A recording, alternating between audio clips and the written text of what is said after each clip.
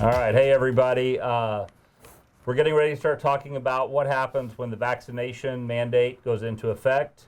That starts on October 4th, and everybody who's on campus will either have to be vaccinated or they will have to be able to display a negative COVID test taken no more than 3 days prior to entering campus. So we're going to go over a couple of the things here with our HR Director Ruben Ramirez. Let me catch you up a little bit on where we are though. So 3 days prior means if you are coming to work on Monday, you have to take a test on Friday, Saturday, or Sunday before coming to work on Monday. And of course, you need to have the result with you. So if you take that test at 7 p.m. on Sunday night, you're probably not going to have that. So we want to make sure that everybody has that window to come in. Now, for students, you see the students, they've been wearing their 27, their daily stickers, and a lot of faculty and staff have been participating in that. We're really grateful for that. The admission sticker for students doesn't tell you anything about their vaccination status. All it tells you is that they've cleared all the protocols to be on campus. So they're either vaccinated and symptom-free, or they're not vaccinated, and starting on October 4th, it means that they have properly taken their test. So, and that they're still symptom-free and everyone in their home is symptom-free. So what we really want to focus on right now is for our faculty and staff, what's going to happen as the new semester starts. So for our faculty and staff, how are we going to be testing them? So all faculty and staff, administration, anyone who has not provided proof of vaccination will be doing the testing, as you've said. All testing operations on campus will be conducted at Building W. It is on the east side of Building W, and we will be sending out communications on how to register for that. So if you will be requiring testing, you will have to register through the system that we have available through the California Department of Public Health. And we'll have an additional vendor providing other services out there as well, which will require a separate registration. But all of those communications will be coming out on how to register, where to register, and what types of tests will be offered. Okay, but if I work at the Lompoc campus, so I have to come all the way to Santa Maria and go to Building W? No, so the Lompoc campus testing will be in Building 2, room 103, and right now testing operations there will be from 7:30 to 2 p.m., Monday through Friday.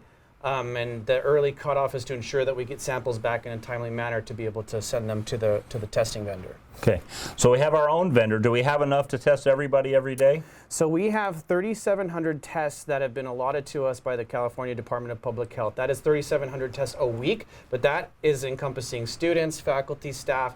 So there is a fair chance that we may run out. The second vendor that we have will supplement that. So we may be able to meet the need. However, testing is ultimately the responsibility of the individual.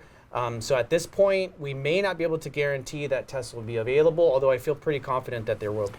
I think so too, but we do want to be clear with everyone out there that, get your test early so that we can make sure that you're eligible to come on campus. I will add one thing that is more of a newer revelation is that we will have testing on the weekends. So we weren't sure if that was going to be available or not. So there will be testing available on Saturdays and Sundays, which will be a huge help for folks who are here Monday through Friday. But that will only be on the Santa Maria campus, correct? That is only on the Santa Maria campus. Thank you for clarifying. So we have partnered with the Santa Barbara County Office of Education. They're bringing in that extra truck, and now they're going to start on Friday. And I understand that they're actually going to be doing the saliva tests. That is correct. So that is another. We were hoping that to be true, but now we know it is a saliva-based test. So if you prefer the saliva-based test, you may just register with that vendor, but I would recommend registering with both vendors so that in the event either one of them is unable to accommodate, you can go to the other. Go to the other. Great. So now for our students who are wearing these stickers, or students that come into class, more importantly, without the stickers, what should a faculty member do for that student? I would recommend that the faculty member ask the student, please go to one of the check-in booths and go through the clearance process to obtain a sticker. We have quite a few students passing through those check-in stations. I feel pretty confident that we're capturing most students. But again, if you do have someone coming in and they have not been cleared, I would just ask them to go get cleared. We have extended 10 hours in front of Building S until 7:30. After 7:30 and on the weekends, any service ARC, library, or any evening class can always just request that the students show you their clearance on their phone. That is also an option. So the students have a whole online process they can go through that very clearly shows that they're allowed to be on campus. Correct. What about faculty and staff?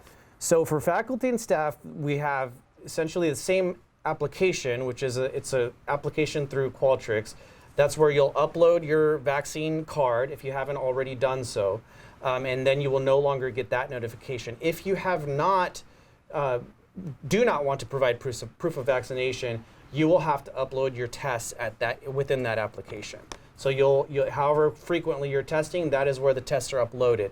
The other part of that is the health check, the daily health check. Now, we've not required faculty and staff to provide a daily health check, but you will be getting the emails, and it will at least serve as a reminder to stop each morning and think to yourself, do I have symptoms? Have I been exposed? If I'm unvaccinated, have I been exposed to COVID? So at least will be fresh in everyone's mind, but at this time it's not required that they actually respond to the survey. Okay.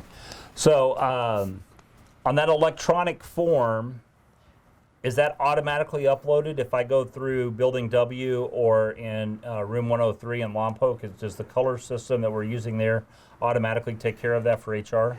It does not. Well, so there's a couple of things. So we in HR have access to the dashboards provided by Color and Aptitude, the other vendor. We have access to see what's coming in. Those are primarily so that we can be monitoring positive results. That's where our emphasis, our focus is going to be. If the fact, though, is that you don't have to be tested through Aptitude or Color. You can get tested at the county. You can get tested through your own healthcare provider. So in that regard, that's why we ask that you upload the results into Qualtrics, because no matter where you're tested, even if it's an at-home rapid test, those results will need to be uploaded to Qualtrics. So the easiest solution is just to upload all your results and not have to differentiate between what vendor was conducting your test. All right, very good. So now let's talk about visitors on campus. So when we have visitors on campus, there are several kinds of visitors we have on campus. We have those that are closely aligned with our mission. For example, today we had the Student Athlete Roundtable, which is high school students who meet on a weekly basis to give awards to students throughout the community. Those students are all screened at their high school. They're part of our mission, so they were allowed to come on campus so long as they follow all of our protocols, including wearing masks while they're not eating or drinking and they're indoors. Obviously, we have a lot of contractors who are on campus working, like on the Fine Arts Building. They are already prohibited from interacting with faculty, staff, and students on campus in their contract, regardless of the COVID protocols. That's just standard good practice. So that group will remain within the job site or within their own personal vehicles. They won't be coming in to see us. Vendors like, the guy who comes and fixes the elevator, or some other vendor who just comes on campus for one day to do a repair or to provide some service. We're not going to make them go through the whole process. However, they will have to follow all of our indoor masking protocols and avoid interacting with anyone they don't need to interact with on campus. Anything else about visitors coming to campus? No, at the end of the day, if someone is coming on campus, the health check-in stations they're stopping everyone. So if there happens to be a daily visitor, regardless of what their business is on campus, they will be approached by a member of the health check-in team and run through, because obviously they won't have access to the app, but they'll be physically run through those questions and provided a daily sticker. Okay. And then finally, for faculty and staff that do have an exemption from getting vaccinated, the board agreed to either a medical exemption or a closely held personal belief. There are forms available on the HR COVID website, correct? You go to Human Resources webpage. /HR/COVID. Yep. And okay. all the forms are there. The registration link to register for the color testing is on that webpage as well. If you have any questions, you can dial extension 3318. That's the COVID response team line in my office. Or email ahchr@hancockcollege.edu. Okay, so now we've got two kinds of exemptions that allow you to not get vaccinated. Do they still require you to get tested? Yes, any exemption to providing proof of vaccination status requires that the individual be tested on the frequency that you've stated earlier. Right now, those are the only two ways to be on campus, is providing proof of vaccination or providing proof of negative test. All right. And then since there's two different ones, what's the difference in a medical exemption and a personal belief?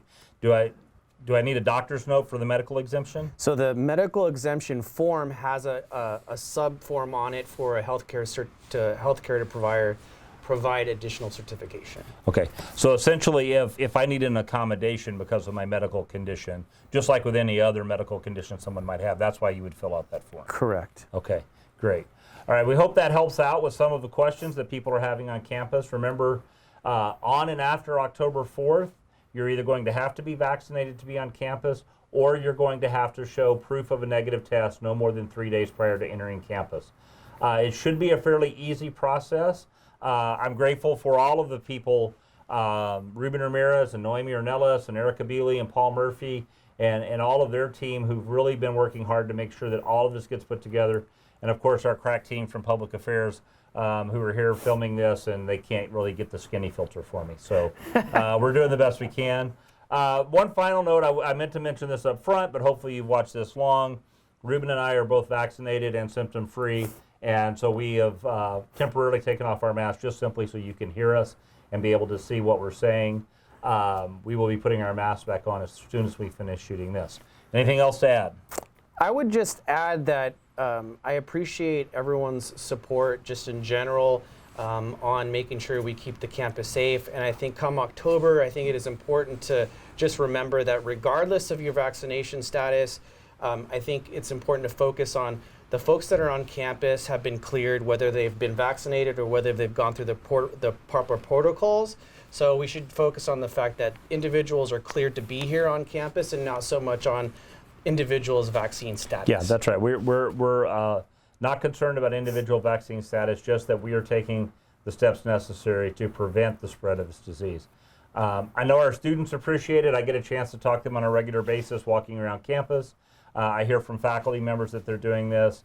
And again, thank you to all corners of campus. You know, I read an article this morning about decision fatigue, and I think we all have that. I think everybody, no matter where you are on campus, from the grounds crew and the custodians all the way up to my office, faculty, staff, and students are doing all they can to keep going. And it's been a really positive outcome for our community and for our students. So thank you for everything you're doing. And again, if you have any questions, you can email the Human Resources page, ahchr@hancockcollege.edu, and they'll get right with you. Or you can just call Ruben directly. Thank you.